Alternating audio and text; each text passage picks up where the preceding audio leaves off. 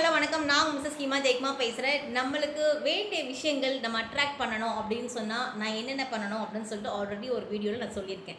So இதில் லாஸ்ட்டாக சொல்லும்போது என்ன சொன்னேன் அப்படின்னு சொன்னால், உங்களோட உணர்வுகள், அதாவது உங்களோட ஃபீலிங்ஸ் எப்படி இருக்குது அப்படின்னு சொல்லி பாருங்கள். Either good feelings or bad feelings அப்படின்றத நான் வந்து எக்ஸ்பிளைன் பண்ணியிருப்பேன். ஸோ இந்த உணர்வுகள் எப்படி இருக்குது அப்படின்னு சொல்லி தெரிஞ்சால் மட்டுமே நீங்கள் உங்களோட தாட்ஸை வந்து எப்படி நம்ம மாற்றணும் அப்படின்றது தெரியும். அப்போ தான் நம்மளுக்கு ஏற்ற விஷயங்கள் வந்து நம்மளுக்கு மாற ஆரம்பிக்கும் அப்படின்றத நான் வந்து சொல்லியிருந்தேன். ஸோ இப்போ நீங்கள் குட் ஃபீலிங்ஸ் அப்படின்னு சொன்னால் என்ன அப்படின்னு கேட்டிருந்தீங்க. ஸோ குட் ஃபீலிங்ஸ் அப்படின்றது ஒரு எக்ஸைட்மெண்ட்டாக இருக்கிறது, உற்சாகமாக நீங்கள் வந்து இருக்கிறது, அதே மாதிரி நன்றி உணர்வோடு இருக்கிறது. நன்றி உணர்வுன்னு சொல்லும்போது உங்ககிட்ட வந்து ஒருத்தவங்க ஏதாவது கொடுக்குறாங்கன்னு சொல்லும்போது தேங்க்ஸ் சொல்கிறதோ, ஒரு ஹெல்ப் பண்ணும்போது அவங்களுக்கு தேங்க்ஸ் பண்ணுறது மட்டும் இல்லாமல் அதையும் தாண்டி உங்களுக்கு வந்து நீங்கள் ஒரு ட்ரெஸ்ஸு நீங்கள் போட்டிருக்கீங்க, அந்த ட்ரெஸ்ஸு வந்து ஸ்டிச் பண்ணியிருப்பாங்க, அந்த ட்ரெஸ்ஸை வந்து இறக்குமதி பண்ணியிருப்பாங்க. ஸோ அவங்க அத்தனை பேரையும் மனசு நினச்சி தேங்க்ஸ் பண்ணுறது. நீங்கள் சாப்பாடு சாப்பிடும்போது அந்த நெல்லை வந்து அக்ரிகல்ச்சர் ஒர்க்லாம் பண்ணி அப்போ தான் அவங்ககிட்ட வந்திருக்கும். காய்கறி நீங்கள் வாங்குறீங்க, ஸோ அது எல்லாமே வந்து அக்ரிகல்ச்சர் மூலியமாக தான் உங்களுக்கு எல்லாமே வந்து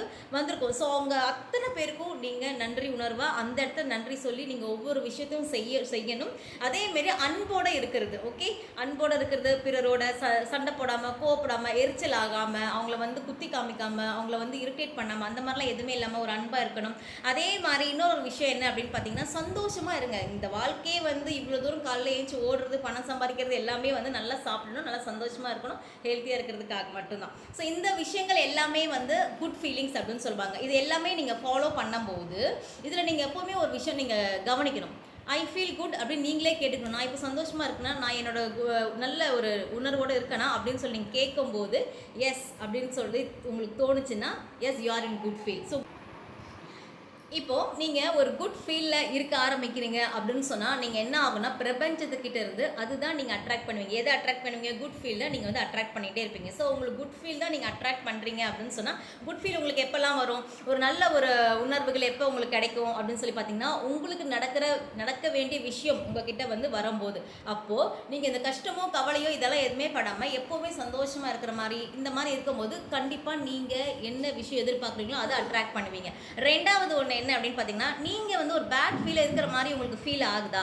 நான் ஒரு பேட் ஃபீலில் இருப்பேன், நான் கஷ்டமாக இருக்கேன், அது அந்த கஷ்டத்தை எப்படி நீங்கள் தெரிஞ்சுக்கலாம் அப்படின்னு பார்த்தீங்கன்னா, இங்கே வந்து சோலார் ஃப்ளக்ஸஸ் சக்ராஸ் இருக்குது. சோலார் ஃப்ளக்ஸஸ் சக்ரா அப்படின்றது வந்து என்ன அப்படின்னா, நம்மளோட ஃபீலிங்ஸை சொல்லக்கூடிய ஒரு விஷயம். இது வந்து ஹார்ட் சக்ராஸ்க்கு கீழே இந்த இடத்துல வந்து இருக்கும். அந்த இடம் ஒரு பேர்ன் ஆகுற மாதிரி இருக்கா, இல்லை ஒரு மாதிரி அழுகணும் அப்படின்ற ஒரு ஃபீல் இருக்கா? ஸோ இந்த மாதிரிலாம் உங்களுக்கு தோணுது அப்படின்னு சொன்னால் it is a bad feel. ஓகேவா? ஸோ இட் இஸ் வந்து கெட்ட உணர்வுகள் அப்படின்னு சொல்லுவாங்க. இந்த மாதிரி நீங்கள் இருக்கீங்கன்னா அதை எப்படி உடனே மாற்றுறது அப்படின்னு நான் சொல்கிறேன். ஸோ நீங்கள் மியூசிக் கேட்கலாம். உங்களுக்கு பிடிச்ச விஷயத்தை நீங்கள் செய்ய ஆரம்பிங்க. மியூசிக் கேளுங்க. இல்லை நான் வந்து வரையணும்னு சொல்லி நீங்கள் நினைக்கிறீங்களா, வரையுங்க. இல்லை வந்து வெளியில் எங்கேயாவது ஒரு இடத்துக்கு போகணும்னு நினைக்கிறீங்களா, போயிட்டு வாங்க. ஒரு நேச்சர் எங்கேயாவது பார்த்து அந்த மரம், செடி, கொடி அந்த மாதிரி ஏதாவது, இல்லை உங்களுக்கு பிடிச்ச பர்சன்ஸ் கிட்ட நீங்கள் பேசினா நல்லாயிருக்கும் அப்படின்னு நீங்கள் நினைக்கிறீங்களா, அந்த மாதிரி பர்சன்ஸ் கிட்ட பேசலாம். அதேமாதிரி அவங்களுக்கும் உங்களை பிடிக்கணும், அவங்கள மாதிரி அவங்ககிட்ட நீங்கள் வந்து பேசலாம். யார்கிட்ட பேசினா உங்களோட ஃபீல், இல்லை நீங்கள் என்ன பண்ணால் இந்த பேட் ஃபீலை வந்து குட் ஃபீலாக மாற்ற முடியும் அப்படின்ற ஒரு விஷயத்த நீங்கள் தெரிஞ்சுக்கிட்டீங்க அப்படின்னு சொன்னால், நீங்கள் என்ன நினைக்கிறீங்களோ அதான் உங்களுக்கு நடக்கும். இப்போவும் சொல்கிறேன், உங்களோட தாட்ஸ் அண்ட் உங்களோட ஃபீலிங்ஸ் மட்டுமே உங்கள் லைஃப்பை சேஞ்ச் பண்ணும். உங்களோட உணர்வுகளும் அதே மாதிரி உங்களோட எண்ணங்கள் மட்டுமே உங்கள் வாழ்க்கையை மாற்றும். ஸோ நான் சொன்ன விஷயத்தை ஃபாலோ பண்ணிக்கோங்க. மேற்கொண்டு ஏதாவது கொஷின்ஸ் இருக்குது அப்படின்னு சொன்னால் you can contact me. Okay, thank you.